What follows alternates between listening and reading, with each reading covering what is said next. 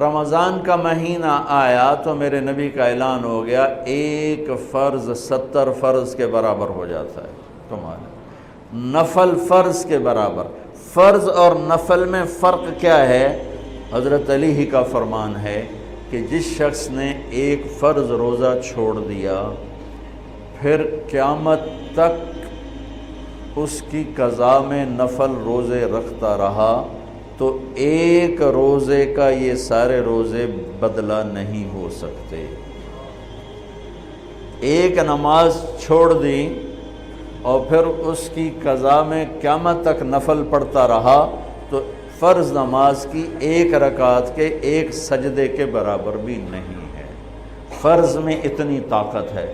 تو اللہ کی رحمت کیسے متوجہ ہوتی ہے کہ رمضان کے مہینے میں اللہ فرماتے ہیں میرے محبوب کی امت ہے، ایک فرض کو 70 کے برابر کر دو، اور پھر فرماتے ہیں نفل کو فرضوں کے برابر کر دو، اور پھر فرماتے ہیں جو رات کو تراویح پڑھے گا، دن میں روزہ رکھے گا، آخری رات اسے ایسے دھو کے پاک کر دوں گا کہ اس کے ذمے گناہ کا ایک ذرہ بھی باقی نہیں بچے گا، سب گناہ اللہ تعالیٰ اس کے معاف فرما دے گا۔ اور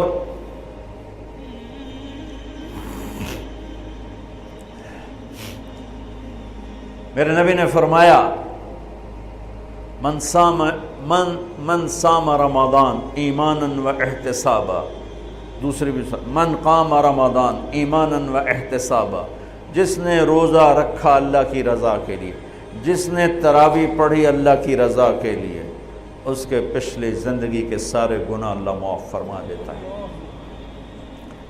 رات کا قیام کسی امت کو نہیں ملا۔ دیکھو روزہ سخت تھا تو ان کا قیام اللیل نہیں تھا، چونکہ وہ اپنی کتاب پڑھ سکتے ہی نہیں تھے۔ رمضان میں اللہ نے آسمانی کتابیں اتاری، یکم رمضان کو ابراہیم علیہ السلام پر، 2 رمضان کو تورات موسیٰ علیہ السلام پر، 8 یا 6 رمضان کو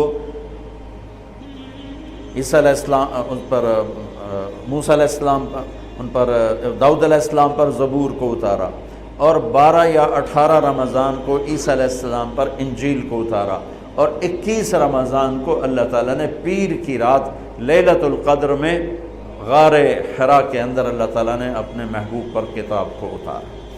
وہ کتابیں فل آ گئیں، لکھی لکھائیں۔ قرآن فل نہیں آیا، قرآن صرف ایک سورت کے 19 الفاظ آئے بس، اور پھر 23 برس میں قرآن اترا۔ کتنے انبیاء ایسے گزرے ہیں جن کے پاس جبریل زندگی میں ایک دفعہ آیا، زندگی میں جبریل ایک دفعہ، اور 1 سے لے کر آگے کوئی تعداد مقرر نہیں ہے، 100 دفعہ 200 دفعہ، لیکن آپ حیران ہوں گے ہمارے نبی پر جبریل 23 برس میں 24,000 دفعہ آئے، 24,000 دفعہ، جو ایک عجب العجائب ہے، عجب العجائب ہے۔ تو میرے بھائیوں، رات کی تراویح، دن کا روزہ، تراویح میں کیا ملنے والا ہے؟ میرے نبی کا فرمان ہے ہر سجدے پہ 1,500 نیکی، ہر سجدے پہ 1,500 نیکی۔ تھوڑی اپنی کاروباری مصروفیت گھٹاؤ، اپنی کاروباری مشقت گھٹاؤ، اپنے ملازموں کی بھی مشقت گھٹاؤ، تاکہ وہ تراویح پڑھ سکیں، روزہ رکھ سکیں، بشاشت سے پڑھ سکیں، اور اللہ کا فضل ہے ڈھیلے سے ڈھیلا حافظ بھی ہو تو 1.25 گھنٹے میں سارا کچھ نمٹ جاتا ہے۔ اتنی سی ہمت کرو میرے بھائیوں کہ افطاری میں تھوڑا کھاؤ۔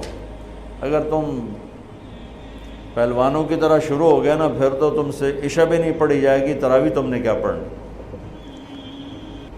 روزہ جسم کی فالتو چیزوں کو جلاتا ہے، روزہ ایک قوت پیدا کرتا ہے ایمانی شیطان کے خلاف۔ وہ کیسے پیدا کرتا ہے شیطان کے خلاف؟ اللہ تعالیٰ حلال کو بھی حرام کر دیتا ہے۔ جب بیوی کو بھی شہوت سے دیکھنا حرام ہو گیا اور یہ اس پہ قابو پا گیا تو اوروں کی عزت کو یہ حرام نظر سے کیوں دیکھے گا؟ جب یہ حلال کھانا چھوڑ گیا تو یہ جھوٹ کیوں بولے گا، یہ گالی کیوں دے گا، یہ غیبت کیوں کرے گا؟ جب یہ کان میں دوائی ڈالنا چھوڑ گیا کہ روزہ ٹوٹ جاتا ہے تو یہ اوروں کی غیبت کیوں سنے گی، اوروں کی برائی کیوں سنے گی؟ جب یہ آنکھ میں دوائی نہیں ڈالتا ہے کہ وہ حلق میں جاتی، وہاں سے وہ پیٹ میں چلی جاتی ہے، روزہ ٹوٹ جاتا ہے، تو یہ ان آنکھوں سے غلط کیوں دیکھے گا؟ یہ غلط کیوں کسی کی عزت کے اوپر اپنی بددیانت نظر کو ڈالے گا؟ تو جب یہ اندھیرے میں بند کمرے میں ٹھنڈا پانی پڑا ہوا ہے اور ہاتھ نہیں لگاتا ہے اور اللہ کا دھیان اسے یاد ہوتا ہے کہ اللہ دیکھ رہا ہے، نہاتے ہوئے ہونٹ بند کر رہے تھے کہ کوئی پانی کا قطرہ منہ میں نہ چلا جائے اور میرا روزہ نہ ٹوٹ جائے، خراب نہ ہو جائے، تو یہ جب اللہ کا اتنا دھیان اس کو نصیب ہو جاتا ہے کہ اللہ دیکھ رہا ہے، ورنہ کیا کسی کو کیا خبر کہ میں 2 گلاس پانی پیتا ہے یا میں پیاس سے بول رہا ہوں؟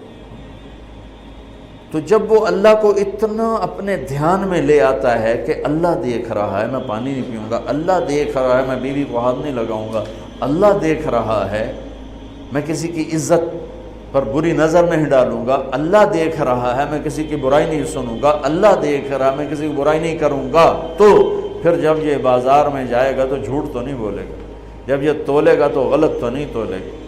ہاں یہ الگ بات ہے، بہت سے مجھے ملے کہ جب بس رمضان میں جھوٹ چھوڑ دیتے ہیں، اس کے بعد پھر شروع ہو جائے گا۔ رمضان میں رشوت نہیں لیتا ہوں، اس کے بعد پھر شروع ہو جاتا ہے۔ تو چلو شکر ہے 1 مہینہ تو مسلمان رہتے ہیں۔ اچھا اس کی وجہ کیا ہے کہ رشوت خور کہتا ہے جی رمضان میں نہیں، جی نہیں، رمضان میں جھوٹ نہیں بولنا، رمضان میں صحیح تولنا ہے، رمضان میں غلط نہیں تولنا ہے۔ کیوں؟